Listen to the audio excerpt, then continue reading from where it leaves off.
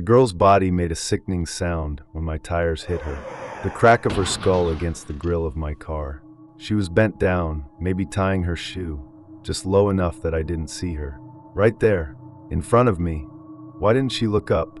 Why didn't she hear me coming? I'm not going to say where I am.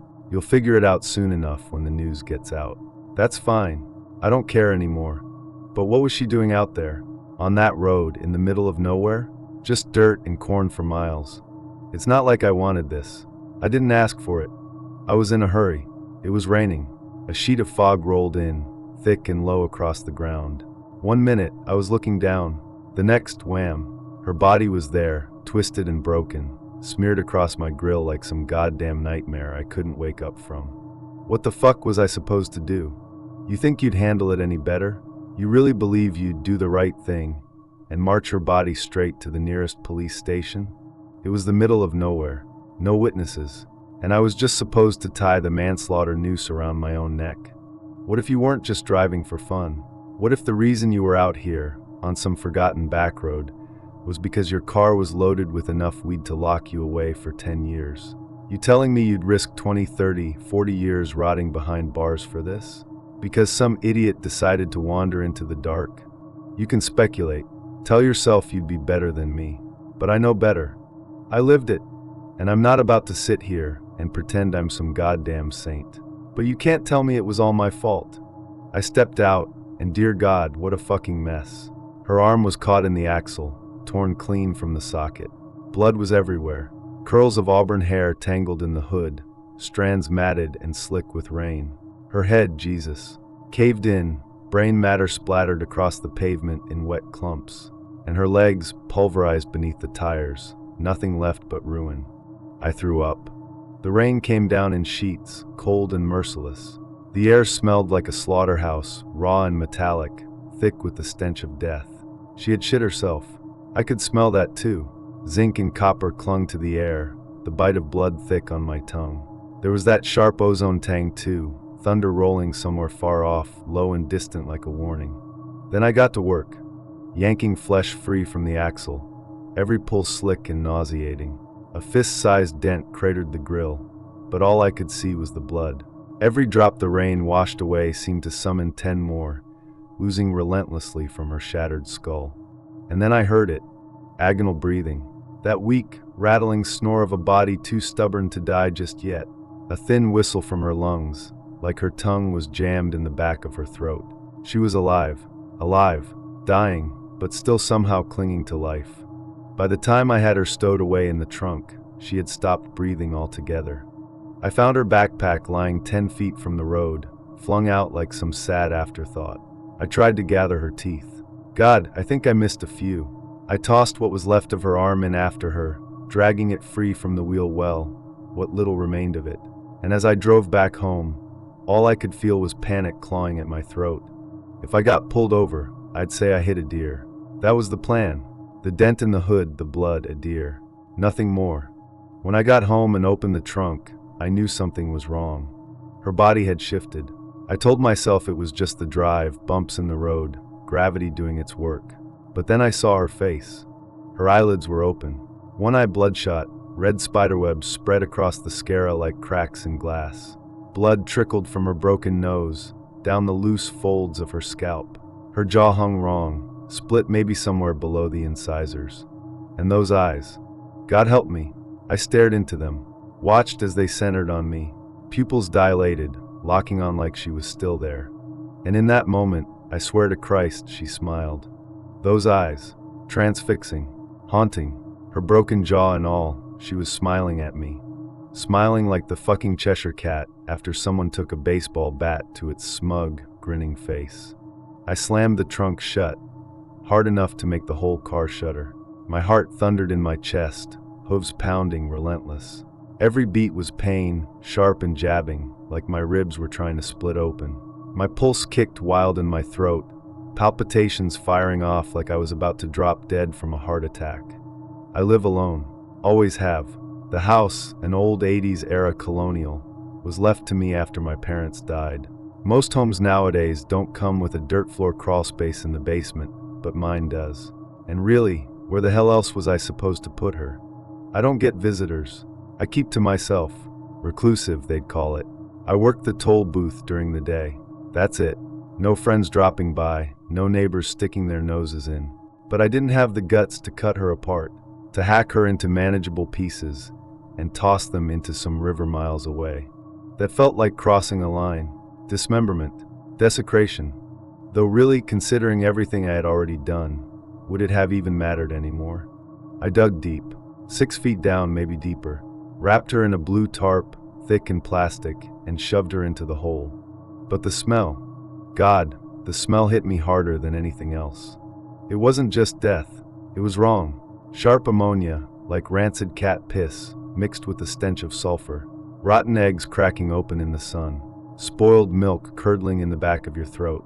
I buried her, filled the dirt back in, packed it down as best I could. But the smell didn't go away. It lingered. I scrubbed my car clean, pulled clumps of hair out of the bumper, strands tangled and slick with dried blood. I tore the upholstery out of the trunk and burned it, watching the fabric curl and blacken in the flames. I didn't dare take the car to a mechanic. If things went south, if someone started asking questions, that car would be the noose around my neck. So I left it, parked it in the garage and locked it up tight. I even burned my stash, all of it. Didn't care about selling it anymore. Money didn't matter. Nothing did. Days passed. I called in sick to work, food poisoning, I said. My manager bought it, offered that fake sympathy that barely stretched past protocol. Horseshit. They didn't care. Nobody did. I biked to the corner store for supplies, sweat-soaked and paranoid. Car locked away like a coffin on wheels. I bought cans of Febreze, wall diffusers, anything to kill that smell. But it didn't help. The stench was overwhelming. It seeped from the vents, thick and rancid, like the breath of something monstrous and starving. I could almost hear it, each exhale a wet, foul sigh, dragging through the ducts like something alive was tasting the air. I was in the living room a few nights ago, plugs jammed in my nose, when the TV flicked on by itself. The local news. Her face. Not the ruin I had left in my trunk. No, this was before. A photo of her, smiling, bright-eyed, caught in some high school volleyball team picture. Perfect and alive. Guilt hit me like ice water down my spine. My skin crawled, like insect legs scratching just beneath the surface, tiny, invisible pedipalps brushing up my arms. They said she was missing. Talk of police searches. The community rallying. I turned it off. It flicked back on. I unplugged the TV. The screen went dark, but her face lingered, burned into the glass, a faint ghost image seared into the pixels. I grabbed a paperweight and smashed it through the screen. Shards of glass scattered across the floor. That got rid of her. I stopped answering calls after that. Let them pile up. I found out I'd lost my job through a voicemail I never listened to. A week had passed. I was drowning in panic, too consumed by it to care. I destroyed every radio, every TV, yanked my landline straight from the wall when it started ringing, and wouldn't stop. I didn't dare listen. I didn't want to know what was on the other end. Then the flies came. Lazy black things, thick as pencil erasers. They bit, hard like tiny can openers tearing at my skin.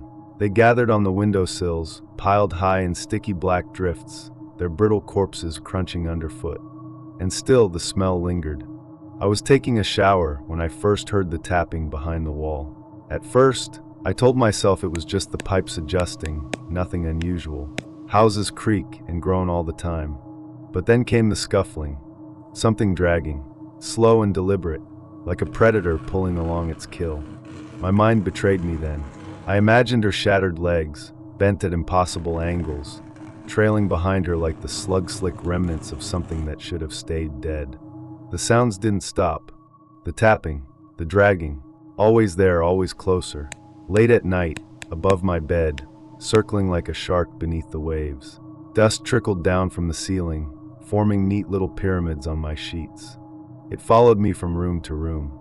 The sound of something sliding across the ceiling, kitchen to bathroom to bedroom, like a loyal dog shadowing its owner. But this wasn't a raccoon, and it sure as hell wasn't anything natural. 2 nights ago, I was sitting in the bathtub trying to drown it out. Just the rush of water filling the tub, the only sound I could trust. I thought maybe I could wash the fear off, scrub the stench of rot and guilt from my skin. But the smell lingered, damp, sour, festering no matter how much I cleaned. Then tap. Soft, beneath me. I froze, every muscle locking up like ice had filled my veins. Another tap, closer this time, deliberate. I told myself it was in my head, just like the scratching, just like the dragging in the walls. And then thump. A slow, heavy knock from beneath the water. The surface rippled with it, tiny waves trembling outward. I leaned forward, staring into the water's reflection. And that's when I saw it. Something drifting from the drain, wet and clumpy like tendrils stretching toward the surface. I reached down without thinking, pulled it free. A clump of auburn hair, still attached to a slick patch of scalp, pale and quarter-sized. I threw it across the room. It hit the wall with a sickening thud. My stomach churned while rising, but then the drain started gurgling. Deep, greedy sounds like something was drinking from below. The water swirled faster, slurping down in wet gulps. And then it stopped. The drain stared back at me, open and dark, like an eye that couldn't blink. And something inside it moved. A shadow bulged beneath the porcelain. Fingers clawed at the underside, scratching from the other side. I couldn't see them, but I felt them, long, cold nails scraping for release. Frozen, helpless, I watched as something pale forced its way through, a single broken finger, bloated and rotten, pushing through the drain. It twitched, searching, like a worm writhing out of the soil during a storm. I bolted from the tub, slipping hard on the wet tile, splitting my knee open. I didn't care. I just needed to get away. It wasn't enough that she had destroyed my car, ruined my life, and put me at risk of prison. No, she couldn't leave it at that. Now she was haunting me, mocking me. I grabbed a roofing hammer from the garage and planted myself in the living room, listening to the dragging, the shifting. She was in the walls now, moving, watching. When I heard her slither past the far wall, rage took over. I couldn't take it anymore.